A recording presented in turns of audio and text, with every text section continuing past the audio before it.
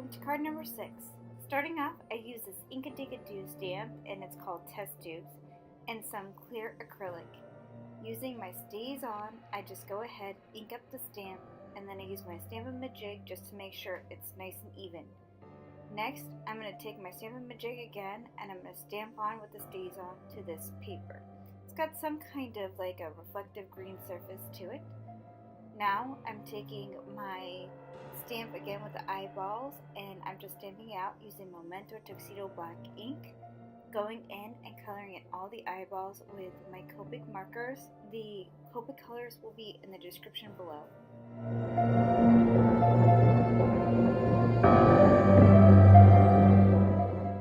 On a couple of the eyeballs, I just wanted to make them shiny, so I used some glossy accents, put that to the side, and let it dry.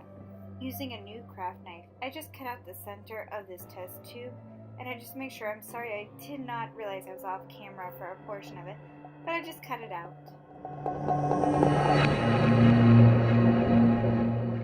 Next, I take my Copic marker and I take the back side of this test tube. Make sure you do it on the back because the StazOn will ruin your marker tip, and I just colored in and I gave it some bubbles.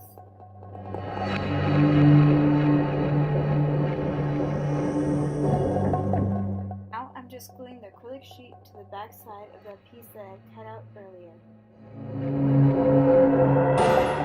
I'm cutting up this foam adhesive, and I'm just going to cut it to little thin strips and place it along the sides, top, and bottom. So now I'm just taking the eyeballs that I colored in, and I'm just placing them in the center of this test tube. And this is some glitter. It's bats and cats and black and orange glitter. These were recollections that I bought last year. They came in a little pack, very cute. And I'm just taking off the adhesive, and I'm going to place the back right on, just making sure I line it up perfect. To me, look at how cool this turned out. So I'm just playing with it for a moment. My daughter actually did steal it for quite a while. She wanted to play with it. She loves this card. Using some green cardstock and my Martha Stewart Drippy Goo Punch, I just cut out strips. I'm taking my Tim Holtz and black soot, and I'm just dressing the edges just so it gives it more of a dimensional look when I go to place everything together, and it kind of tones down the look.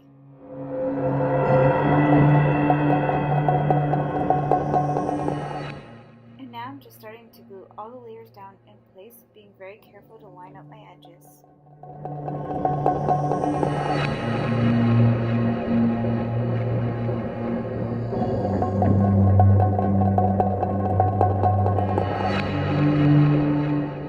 I'm disassembling the rest of the card. For my card base, I use the same base as I did with the shaker.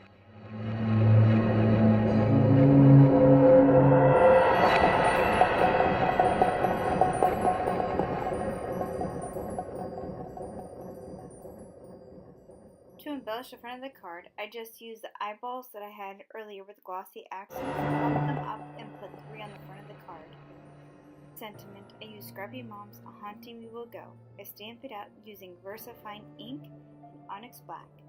Next, I take my Stampin' Up! Punch and Modern Label. So I'm just making sure that I punch it out evenly. And then I'm going to punch it out on camera so that you can see it. Next, I take my Tim Holtz and I distress the outside edges of this. Using the foam, I just place it on the back and pop this up. I wanted to add a little bit of sparkle to the dripping goo, so I took my Wink of Stella pen in the dark green and I did all the bottoms of the goo. Now I'm just going ahead and I'm starting to build the inside of my card. I already had done a lot of the preparation work, and I even did the Tim Holtz Distress ink just to do all my edging for the inside of the card. Since I'm stamping directly onto the cardstock inside the card, I use my Stamp-A-Majig just to make sure I get the perfect placement. I'm using Amy R's Wishful Thinking. I just wanted to show you that I actually did make a mistake. I got too much ink on the actual cardstock. So instead of worrying about it, I just took some extra eyeballs and I glued them down over that black line, so now you can't see it no more. I take one more of the embellishments and put on the bottom left corner. And that completes my card for today.